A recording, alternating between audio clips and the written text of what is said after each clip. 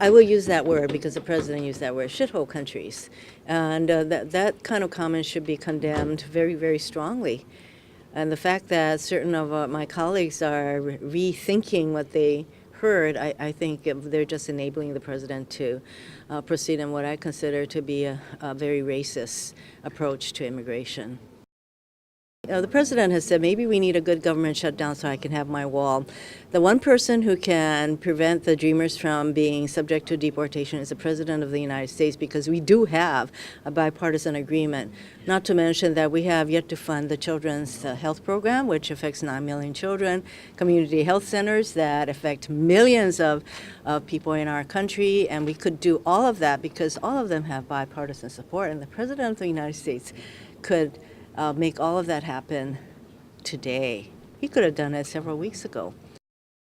Now, I'm going to ask our Homeland Secretary whether they have any process in place, as the district court in California required them to begin the renewal process for Dreamers, and the judge has stopped the implementation of the ending of DAPA, or DACA, I should say. These odious and insidious racist remarks, really disguised poorly as immigration policy, have no place in American discourse. If anything, they've set back our efforts to reach a bipartisan agreement. I'm still very hopeful that my Republican colleagues will repudiate these racist remarks and we can reach a bipartisan agreement on the Dreamers and on the Children's Health Insurance Program. Think he's looking at this as a political ploy and hoping for shutdown? There's a lot of hope because nobody wants the government to stop working. And there also is very strong bipartisan consensus that the Dreamers should be protected against mass draconian deportation. That's a matter of agreement on both sides of the aisle.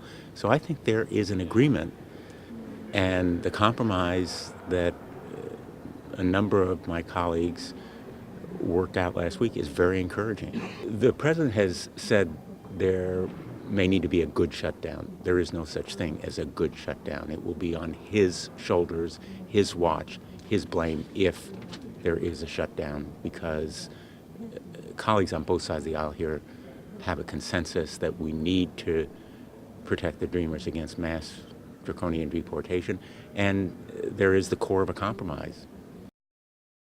The president has betrayed America. He doesn't speak for me. I hope he doesn't speak for my Republican colleagues, even as they provide this kind of cover for him.